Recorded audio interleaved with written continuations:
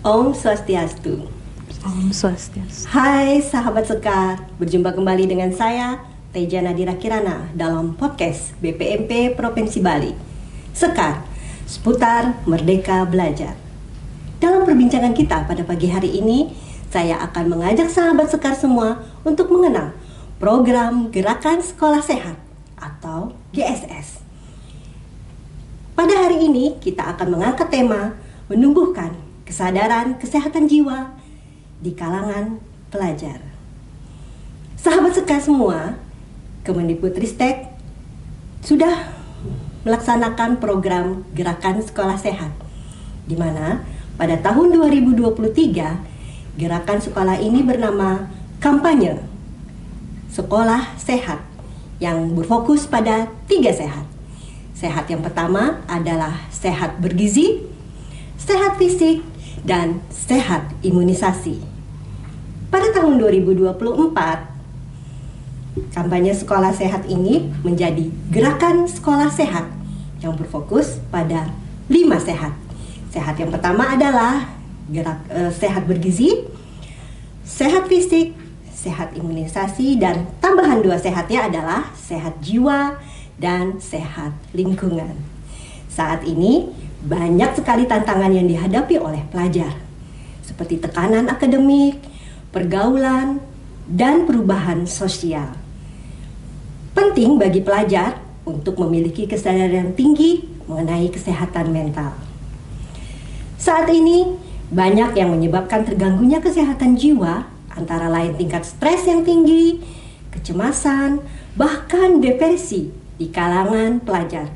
Sehingga sangat diperlukan sekali upaya bersama untuk menciptakan lingkungan yang mendukung kesehatan jiwa atau mental.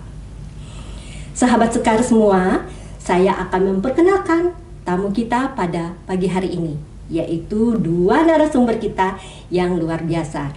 Yang pertama adalah Ibu Niluh Ari Istriyanti, SPSI MPSI. Beliau adalah psikolog pendidikan yang bertugas di Dinas Pendidikan Pemuda dan Olahraga Kabupaten Badung. Tamu kita yang kedua adalah Ibu Anak Agung, istri Inten Sukma Pratiwi, SPDSD.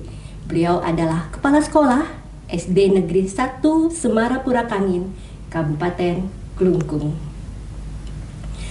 Marilah kita sapa tamu kita pada pagi hari ini. Selamat pagi Bu Luh Ari. Selamat pagi Ibu. Apa kabar Ibu? Kabar baik. Ibu apa kabar? Baik. Senang sekali hari ini bisa bertemu ya. Iya. Pagi hari ini saya sangat bangga sekali bisa menghadirkan Ibu sebagai psikolog yang dapat membantu kita semua dalam mengenal bagaimana cara kita untuk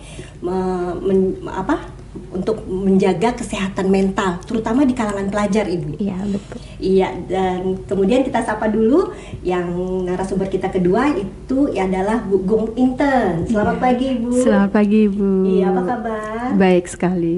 Iya, senang sekali kami di pagi hari ini dapat mengundang Ibu Arik dan Bu Gung Inten yang berkenan meluangkan waktu untuk hadir menjadi narasumber pada podcast kami hari ini.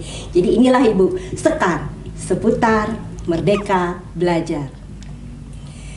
Baik Ibu, kita langsung saja ya.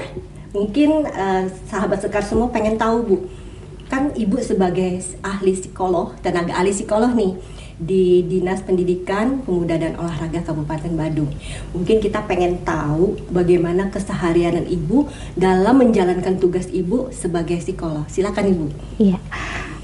Jadi di Disdikpora Badung atau di Dinas Pendidikan Pemuda dan Olahraga Kabupaten Badung itu memang sudah kami ditugaskan sebagai tenaga ahli psikolog yang dimana di sini kami berperan untuk mendampingi program-program yang ada di satuan pendidikan, khususnya yang berkaitan dalam mendampingi kesehatan mental siswa tentunya. Nah, yang dimana di sini lebih difokuskan pada program-program penerapan inklusi yang ada di sekolah-sekolah di Kabupaten Badung. Jadi di sini pertama kami bertugas untuk melakukan asesmen dan juga sekaligus melakukan diagnosis terkait dengan kondisi-kondisi siswa yang nantinya dapat mempengaruhi proses belajar mereka.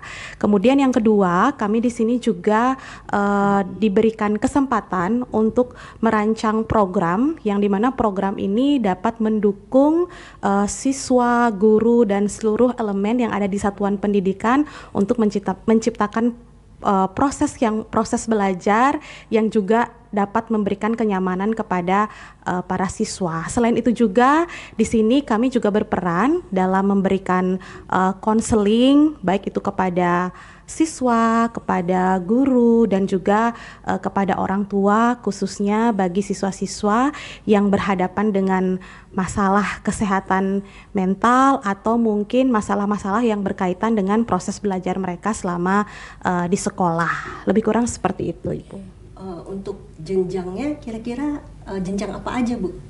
Nah, untuk pendampingan psikolog itu saat ini sudah disediakan tenaga ahli psikolog di semua jenjang. Jadi di pendidikan di PAUD juga sudah ada, di sekolah dasar juga ada, begitu juga di SMP seperti itu. Berarti luar biasa ya. Berarti semua jenjang itu dipersiapkan untuk menjaga kesehatan mental para pelajar yang ada di Kabupaten Badung, Bu ya? Iya, betul. Wow, luar biasa sekali sahabat Sekar semua. Baik, sekarang sahabat Sekar nih, kita beralih ke Ibu Gung Inten. Kami mengucapkan selamat Ibu karena sudah mendapatkan sebagai juara pertama dalam lomba Gala Kreasi Video Gerakan Sekolah Sehat yang dilaksanakan oleh Kemendikbudristek tahun 2024 ini. Iya, luar biasa, kita beri tepuk tangan. Terima kasih Kepada SD Negeri 1 Semarapura Kangin yang telah mendapatkan juara pertama pada lomba Gala Kreasi Video ya Bu ya.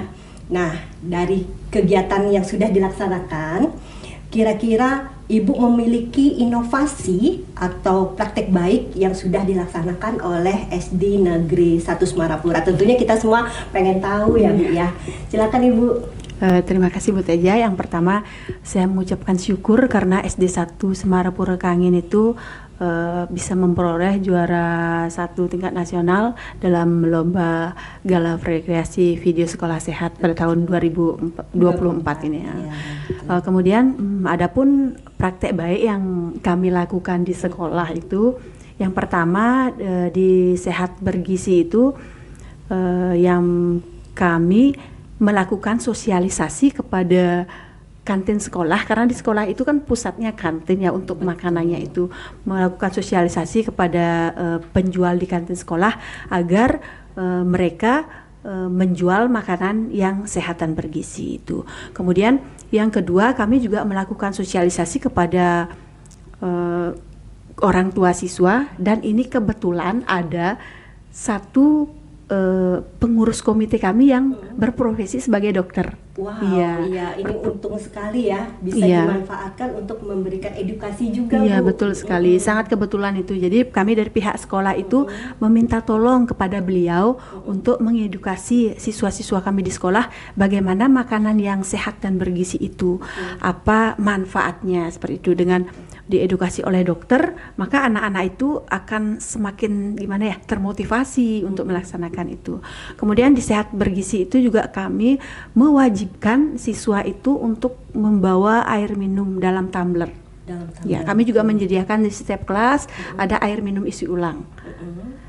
Itu juga untuk tidak memperbolehkan anak-anak untuk minum minuman yang kurang sehat, minum-minuman sasetan. Kalau udah minum air putih yang banyak kan bagus, seperti yang itu. Mengandung pemanis buatan. Iya, gitu, betul ya. sekali. Memang itu sangat berbahaya sekali memang. Sangat berbahaya, apalagi di kalangan SD kan mereka belum tahu mana yang baik dan mana yang kurang baik.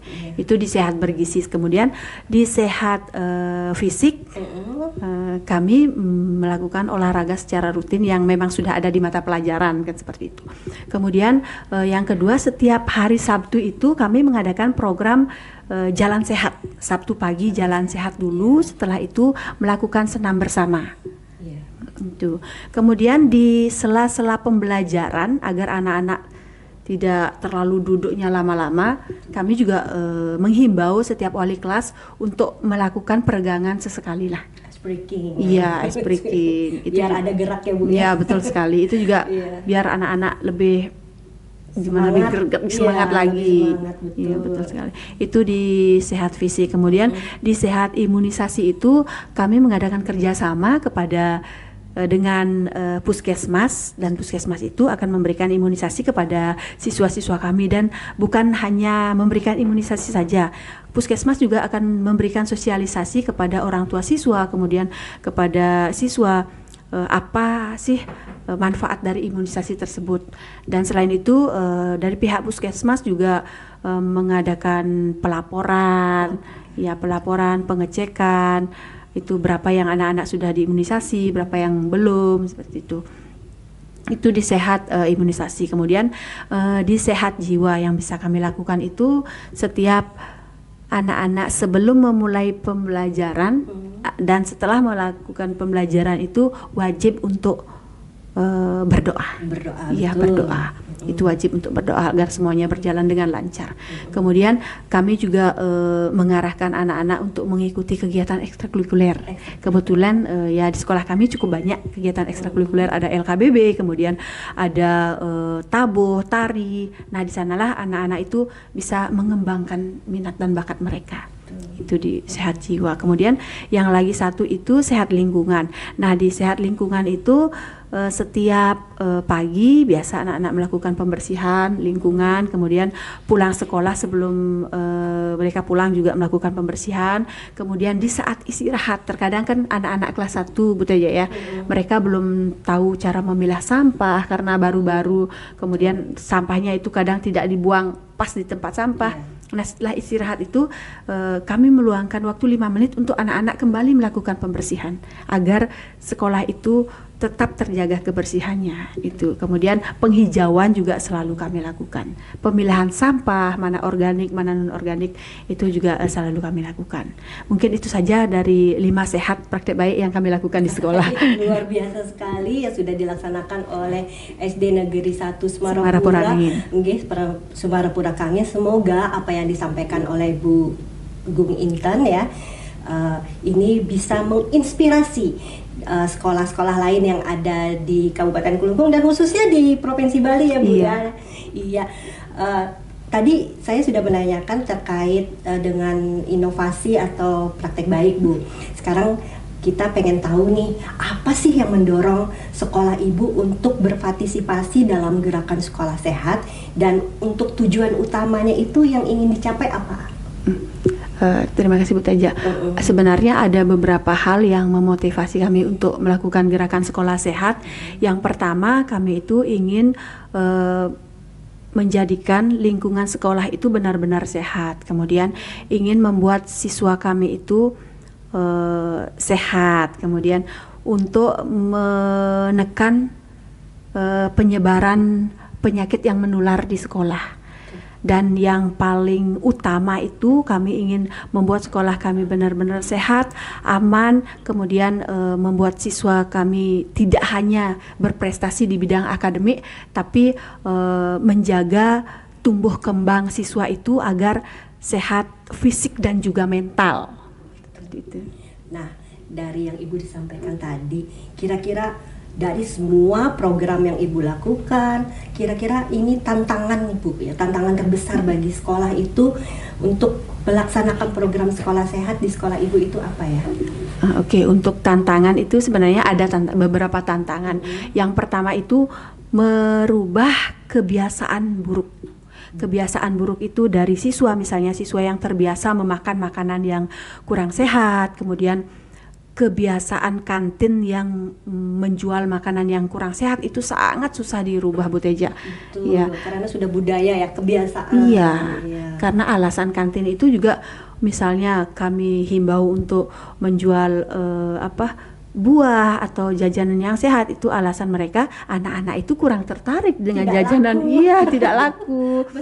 Betul itu jajanan seperti itu. Kemudian akhirnya karena itu merupakan program sekolah, ya mau tidak mau harus diikuti. Dan karena terbiasa hanya itu yang dijual, jadi anak-anak juga terbiasa jadinya. Kemudian kantin juga terbiasa itu. Nah, kemudian tantangan yang paling berat yang saat ini benar-benar saya rasakan itu karena ada faktor-faktor pengganggu seperti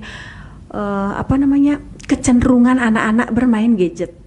Oh, Gitu. betul. Iya, Itu kecenderungan. memang hampir semua, Ibu. Iya, Hampir semua dihadapi oleh seluruh orang tua yang betul mempunyai sekali. anak-anak. Iya, Betul. kecenderungan anak-anak bermain gadget, kemudian mereka seakan-akan kecanduan. Memang sih bukan semua anak, Iya. tapi beberapa anak. Nah, itu saya rasa kami dari pihak sekolah itu agak kesulitan untuk menghadapi anak-anak yang seperti itu.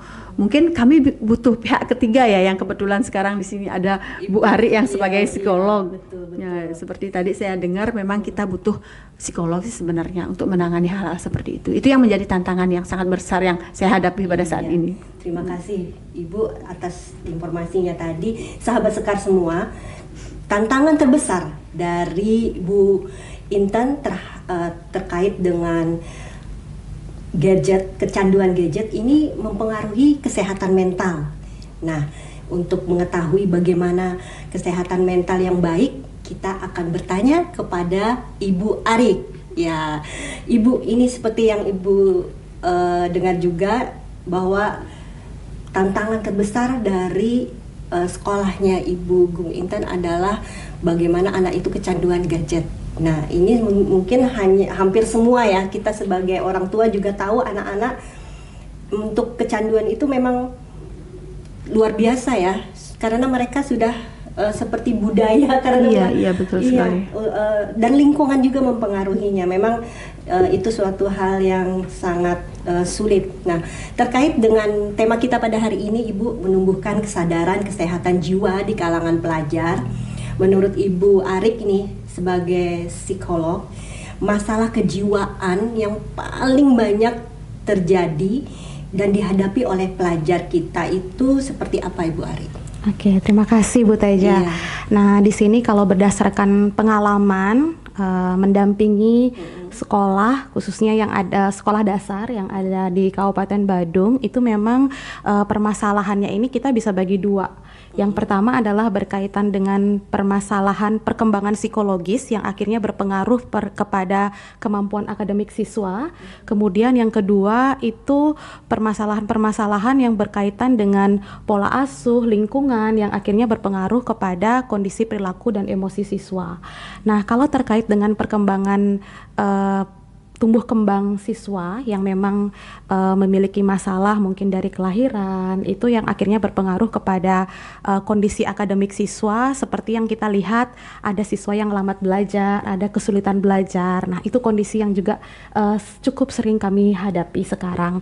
Nah, terkait dengan yang kedua yang berkaitan dengan permasalahan perilaku dan emosi, itu memang lebih banyak faktornya dari faktor lingkungan. Salah satunya seperti tadi, Iya, kecanduan gadget ya, itu tadi, yang akhirnya di sini kita melihat bahwa siswa sekarang kemampuan mereka untuk mengontrol diri dan emosi mereka itu sudah tidak sesuai dengan usia mereka, seperti itu. Yang harusnya misalnya mereka sudah bisa menyesuaikan diri, ternyata belum dapat mereka lakukan. Nah, biasanya masalah yang kita banyak temui itu adalah terkait, kalau kita hubungkan dengan masalah perilaku dan emosi, terkait dengan kemampuan mereka dalam menyesuaikan diri.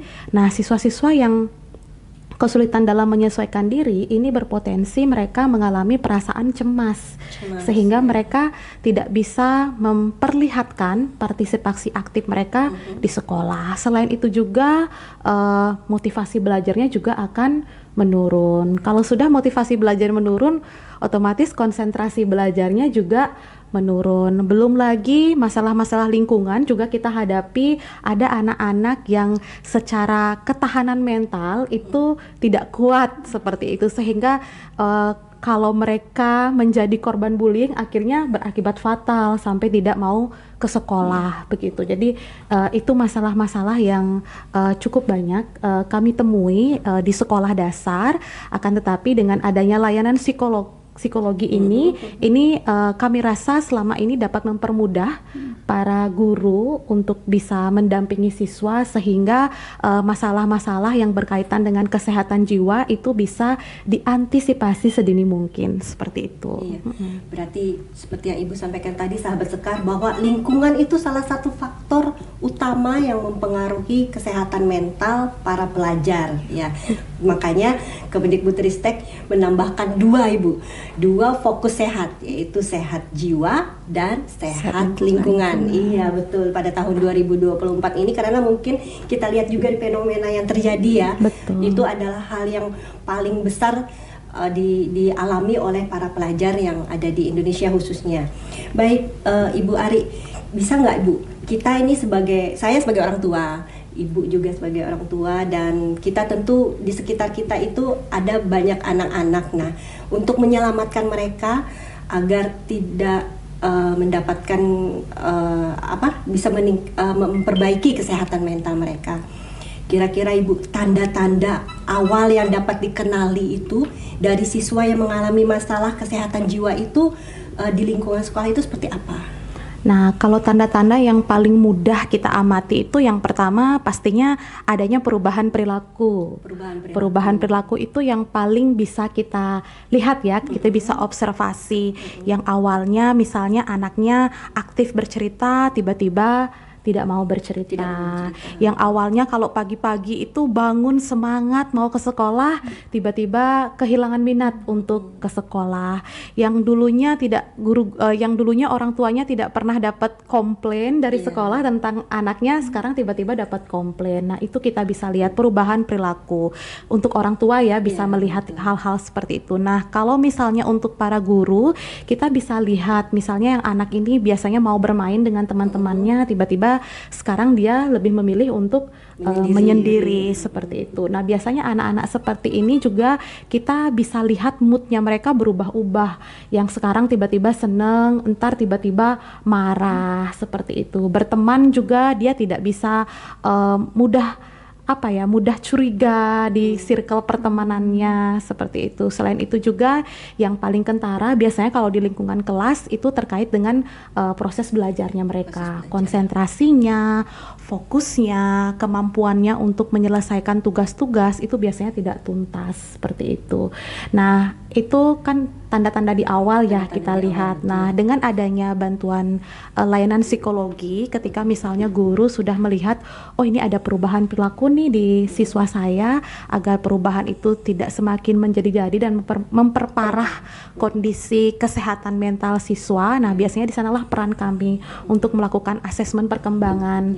Nah, dari asesmen perkembangan itu kami bisa memberikan informasi yang biasanya kita sebutkan memberikan informasi berupa penegakan diagnosis seperti itu untuk guru bisa mengetahui, oh apakah anak ini kondisinya masih ringan, sedang, atau memang sudah membutuhkan pendampingan yang secara khusus seperti itu. Berarti dari sana dilihat pendampingan yang intens ya, dari betul. hasil asesmen itu. Nah, apakah dampak dari tekanan akademik terhadap kesehatan mental siswa, terus bagaimana sekolah itu bisa mengurangi stres Bu untuk pelajar, bagaimana Ibu? Oke, baik Ibu Teja. Nah, dampak tekanan akademik itu tentunya nanti akan dapat menyebabkan para siswa memiliki persepsi yang negatif terhadap proses belajar, sehingga yang awalnya semangat belajar itu ketertarikan mereka terhadap proses belajar itu bisa menurun dan akhirnya berpengaruh terhadap performa belajar mereka. Nah, selanjutnya bagaimana peran sekolah, dalam hal ini guru, dalam membantu hal tersebut?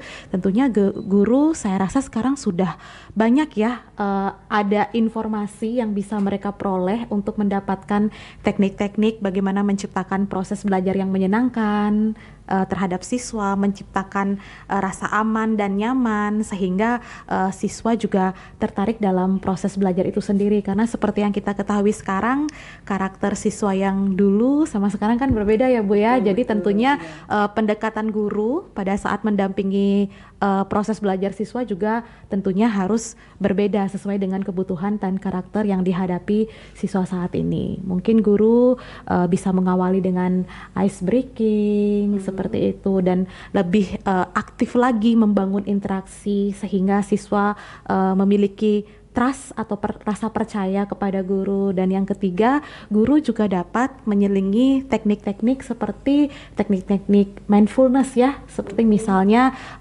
siswa diajak jeda, diajak tenang, diajak relaksasi. Nah, itu saya rasa dapat mendukung proses belajar yang menyenangkan sekaligus mengantisipasi proses terjadinya stres akademik di kalangan siswa. Oh, Ibu. Jadi bisa kita simpulkan Bu ya, kurikulum Merdeka Belajar ini sangat mendukung siswa agar tidak mengalami stres, karena dalam kurikulum Merdeka Belajar ini siswa itu lebih banyak aktif, kemudian model-model pembelajarannya yang menyenangkan sehingga semua siswa atau pelajar itu sangat senang berada di sekolah. Iya. Baik Ibu Ari, bagaimana nih Bu? Kita juga pengen tahu tips. Nah, ini saya mau minta tips nih. Mungkin sahabat Sekar semua juga penasaran, apa sih tips bagi sekolah ini untuk dapat menciptakan lingkungan yang dapat mendukung kesehatan mental siswa, Ibu? Oke. Yang tipsnya sebenarnya banyak ya. Nah, ada banyak cara dan teknik yang saya rasa juga infonya bisa banyak diakses. Nah, kalau misalnya berdasarkan pengalaman kami mendampingi di sini kami menekankan kepada para guru-guru tentunya dalam menerapkan bagaimana bisa mengimplementasikan agar sekolah itu menyenangkan sehingga mendukung kesehatan mental para siswanya. Tentunya di sekolah yang menjadi teladan kan para guru ya Ibu Teja ya, sehingga di sini guru juga memiliki andil yang sangat besar juga dalam mengelola kondisi psikologis mereka, sehingga tentunya guru juga harus memiliki skill dalam memanajemen diri, memanajemen emosi mereka, sehingga mereka juga bisa menjadi teladan yang baik bagi siswa-siswanya. Setelah itu tips yang lainnya adalah bagaimana guru bisa menjalin interaksi yang positif dan juga asertif dengan siswa. Kemudian yang ketiga menurut saya yang paling penting itu adalah kolaborasi. Nah, kolaborasi di sini adalah kolaborasi guru-guru dengan orang tua, sehingga guru-guru bisa mendapatkan masukan dan informasi yang detail tentang kondisi anak-anaknya, sehingga dapat membantu siswa di sekolah. Selain itu juga kolaborasi dengan layanan pendukung kesehatan yang ada di sekitar, seperti ada puskesmas, seperti itu. Saya rasa juga itu dapat membantu sekolah untuk mendapatkan info-info yang lebih detail, yang jelas dan juga bisa dipercaya dalam mendukung kesehatan mental siswa seperti itu. Nah, dan yang terakhir penerimaan. Nah, penerimaan ini menurut saya juga penting. Jadi setiap pihak sekolah tentunya dengan adanya kurikulum Merdeka ini, saya rasa juga penerimaan ini adalah hal yang paling penting untuk dimiliki oleh tenaga kependidikan, sehingga para guru bisa menerima bahwasannya setiap siswa itu unik, setiap siswa itu memiliki karakter yang berbeda-beda. Mereka berbeda tidak bisa kita samakan. Bukan berarti mereka berbeda untuk kita beda-bedakan ya, tetapi untuk kita terima, sehingga keberagaman itu menjadi sesuatu yang menarik dan menyenangkan bagi para siswa di sekolah. Dan siswa juga akan merasa menjadi diri sendiri ya. Betul. Iya, karena mereka harus bahagia. Jadi seluruh pelajar di Indonesia harus bahagia sehingga bisa menjaga kesehatan mental yang baik. Bu Arik, ini kan ada peran guru, kemudian peran staf sekolah dalam mendukung kesehatan jiwa. Bagaimana mereka itu bisa dilatih untuk melakukan hal tersebut, Bu Ari? Iya, bisa. Nah, kegiatan yang paling bisa dilakukan adalah dengan misalnya ketika guru ada waktu-waktu senggang, itu bisa kayak ada kelompok belajar ya. Kita bilang kalau di sekolah biasanya ada kombel ya Bu ya, kelompok belajar ya. Mungkin dengan memaksimalkan fungsi itu tidak hanya membahas tentang kurikulum dan program belajar, tetapi itu saya rasa juga bisa menjadi media bagi guru, bagi pegawai yang ada di dalamnya itu untuk bertukar pikiran, untuk sharing perasaan. Oh, saya menghadapi kondisi yang seperti ini, bagaimana ya seharusnya seperti itu. Nah, itu juga bisa menjadi sebuah grup.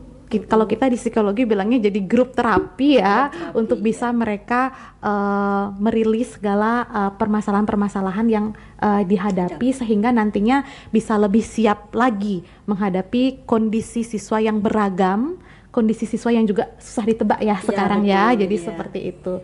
Memaksimalkan fungsi-fungsi itu dan juga kalau di sekolah saya rasa ada paguyuban Iya. orang tua siswa mungkin itu juga bisa dimaksimalkan agar guru tidak menaruh beban semuanya bahwa oh anak ini siswa ini tanggung jawab saya sepenuhnya, tidak, tetapi juga orang tua diberikan fasilitas untuk dapat berpartisipasi aktif dalam membantu siswinya, membantu anaknya yang bersekolah dalam meningkatkan kesehatan mentalnya seperti itu. Nah, Bu Ari nih terkait orang tua nih, kira-kira langkah apa saja yang dapat diambil orang tua dan sekolah untuk bekerja sama dalam mendukung kesehatan mental siswa, Ibu? Oke. Nah, langkah-langkah yang diambil orang tua yang pasti pertama, zaman sekarang orang tua kan tidak hanya cukup memfasilitasi anak secara finansial saja ya, tetapi juga mampu memberikan pendampingan secara emosi, kasih sayangnya terpenuhi, perhatiannya terpenuhi, seperti itu. Saya rasa kunci yang paling utama adalah baik itu orang tua maupun guru itu harus membiasakan komunikasi, interaksi yang terbuka, sehingga dengan adanya komunikasi ini siswa secara tidak langsung mereka juga belajar bahwa mereka mendapatkan ruang untuk bisa mengekspresikan diri dan perasaannya mereka lewat komunikasi gitu.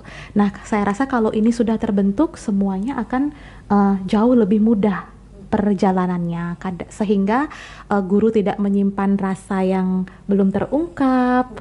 Begitu juga orang tua juga tidak menyimpan rasa itu. Nah, saya rasa salah satu teknik yang bisa juga diterapkan, yang dimana sistem ini juga sudah secara rutin diterapkan di Kabupaten Badung, khususnya di sekolah itu setiap kegiatan MPLS, sekolah mengadakan kegiatan parenting yang mengundang kami. Betul. Jadi kegiatan parenting ini bertujuan untuk menyamakan persepsi antara guru dengan sekolah, antara guru dengan orang tua, sehingga orang tua akhirnya bisa memiliki persepsi yang sejalan nih dengan program-program sekolah. Jadi kalau misalnya sekarang di sekolah anak-anak ada project, orang tua diminta turut serta, orang tua nggak protes karena udah tahu dari awal lewat parenting ini. Selain itu dari sesi parenting ini orang tua juga bisa mendapatkan informasi yang lebih jelas bahwasannya anak-anak membutuhkan pendampingan yang intens juga dari orang tua dalam proses belajar mereka, tidak cukup hanya dengan di sekolah saja. Seperti itu. Betul, Bu Ari. Terus terang saja Bu Ari ya, sebagai orang tua itu tidak ada sekolahnya. Betul. Iya. Kita sebagai orang tua itu tidak ada sekolah, sehingga kita melakukan hal-hal untuk mengasuh anak dan lain sebagainya itu mengalir apa adanya. Itulah perlunya kita menambah wawasan, edukasi yang baik, bagaimana kita sebagai orang tua bisa menambah ilmu untuk mengasuh anak. Karena memang sebagai orang tua tidak ada sekolahnya ya.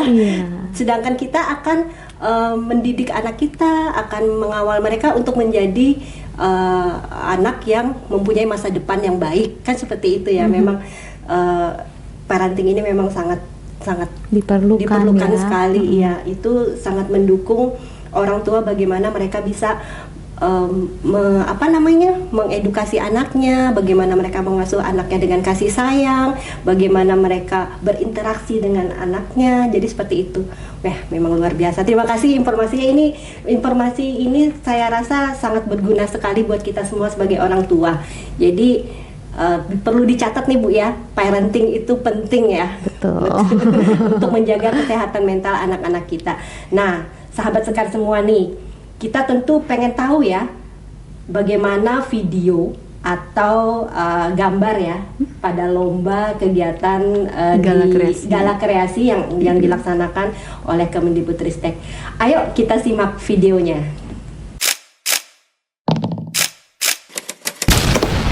Halo semua, salam sehat. Selamat datang di SD Negeri 1 Semarang Purakangin. Demi mewujudkan sekolah sehat, SD Negeri 1 Semarang Purakangin memiliki daya sehat. Seperti apakah caranya? Yuk ikuti kami. Yang pertama, sehat bergizi. Meningkatkan pemahaman mengenai makanan sehat dan bergizi. Membiasakan mengkonsumsi makanan sehat dan bergizi serta minum air putih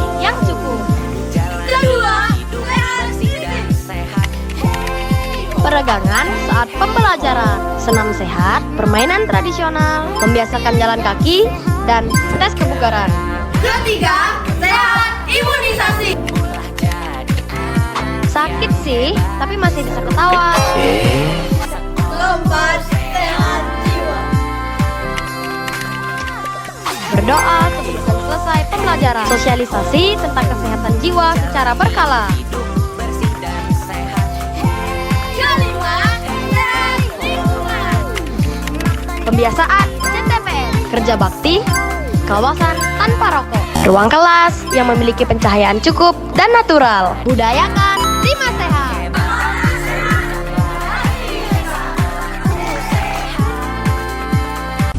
Nah, demikian tadi video dari SD Negeri 1 Semarapura Kangin, bagaimana mereka mengikuti lomba tersebut dan mendapatkan juara 1. Terima kasih sahabat sekar semua, mari kita tepuk tangan atas prestasi yang diberikan oleh SD Negeri 1 Semarapura Kangin kepada Provinsi Bali. Ini mewakili Provinsi Bali dalam lomba gala kreasi video sekolah, gerakan sekolah sehat.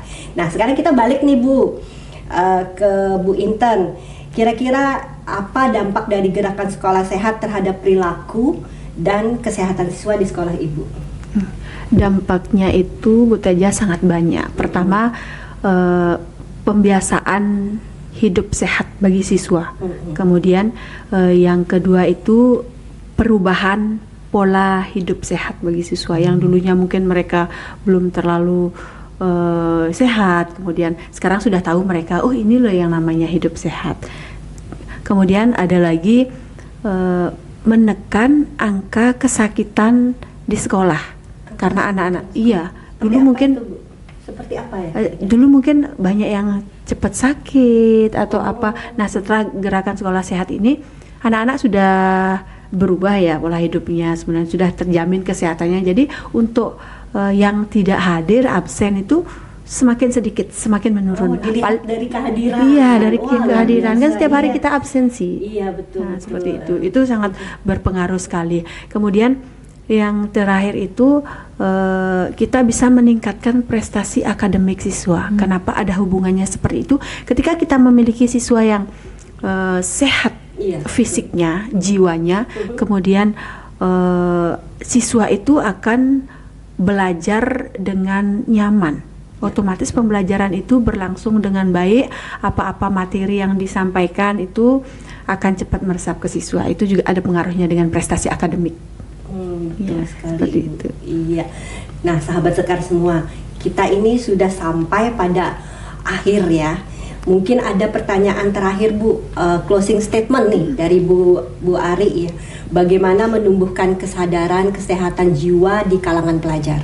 Oke, ya jadi untuk kali ini tentunya ini tugas bersama, tidak menjadi tugas pribadi siswa. Ya, betul. Tentunya siswa membutuhkan banyak stimulasi untuk menyadarkan diri mereka bahwa penting sekali mereka menjaga kesehatan mental mereka, dan juga yang penting adalah harus menyadari bahwa kesehatan jiwa atau kesehatan mental itu adalah tanggung jawab pribadi. Seperti itu, sama seperti menjaga kesehatan fisik kita. Nah, hal ini yang pertama bisa dilakukan adalah siswa ditumbuhkan kesadarannya, pemahamannya, agar mereka selalu membiasakan diri untuk menghargai diri mereka, baik dari kondisi kesehatan fisiknya, kesehatan mentalnya. Itu penting agar siswa selalu diberikan informasi untuk menghargai kesehatan dirinya dan kesehatan mentalnya. Terus yang kedua adalah mulai membiasakan siswa untuk dapat mengekspresikan dirinya dengan berbicara, dengan beraktivitas, sehingga ketika ada hal-hal yang selama ini menghambat dia secara emosi, itu mereka bisa bicarakan terbuka kepada orang-orang yang dipercaya. Nah, yang ketiga adalah mendorong siswa untuk aktif berkegiatan. Misalnya seperti sekolah Ibu Inten sudah disiapkan banyak ekstrakurikuler. Saya rasa itu bisa menjadi media bagi siswa untuk mereka bisa menyalurkan energi mereka, memanfaatkan minat dan bakat yang mereka miliki. Sehingga dari awal mereka belajar bahwa oh, jika saya ingin mendapatkan apresiasi, saya harus bisa menunjukkan apa yang saya miliki. Saya rasa 3 hal itu bisa sedari dini kita tumbuhkan sehingga menjaga kesehatan mental dapat menjadi tanggung jawab yang utuh bagi para siswa-siswa khususnya yang ada di Bali. Luar biasa. Sahabat Sekar semua, ini merupakan informasi yang sangat penting sekali bagi kita semua, bahwa kita harus terus belajar ya Bu ya.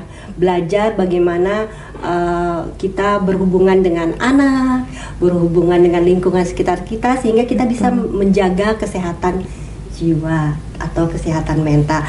Nah, tadi kita sudah mendapatkan closing statement dari Bu Ari.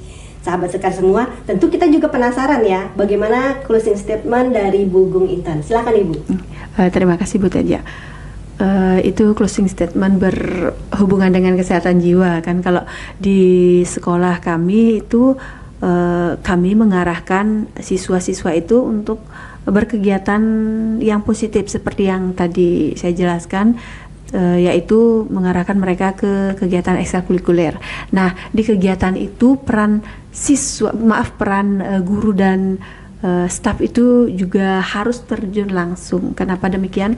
Karena untuk mendekatkan diri kepada siswa, karena kita tidak hanya bisa mendekatkan diri melalui pembelajaran di kelas. Kalau sudah di ekstrakurikuler itu kita yang membina, kemudian kita yang mendampingi, itu otomatis hubungan kita dengan siswa itu akan lebih dekat. Nah, dengan apalagi kita itu peran pengganti orang tua di sekolah kan. Itu jadi kalau sudah dekat, maka siswa-siswa itu tidak akan canggung mengungkapkan perasaan mereka. Ketika mereka ada masalah kan seperti itu, mereka akan berani mengungkapkan karena hubungan antara siswa dengan guru dan staf itu baik gitu. Kemudian kami juga sekolah menyediakan wadah konseling untuk membiasakan mereka berkomunikasi yang seperti tadi diungkapkan oleh Bu Ari, agar mereka bisa berkomunikasi, mengungkapkan perasaan-perasaan mereka. Jadi bahasa gaulnya curhat ya. Iya, curhat, curcol. Curcol. Betul. Itu saja sih Bu Teja. Oh, baik. Baiklah sahabat Sekar, demikianlah tadi bincang-bincang kita dengan narasumber kita yang hebat pada pagi hari ini dengan tema menumbuhkan kesadaran kesehatan jiwa di kalangan pelajar, bersama narasumber kita yang luar biasa, Ibu Niluh Arik Istrianti SPSI MPSI dan Ibu Anak Agung Istri Inten Sukma Pratiwi SPD SD. Iya. Melalui gerakan sekolah sehat, kita wujudkan generasi emas yang sehat, kuat, cerdas, dan berkarakter. Terima kasih atas waktunya dan semoga sehat selalu. Jangan lupa ikuti terus podcast kami, Sekar, seputar Merdeka Belajar, di kanal YouTube BPMP Provinsi Bali. Sampai jumpa di podcast berikutnya dan terima kasih. Om Santi Santi Santi Om. Santi, Santi, Santi.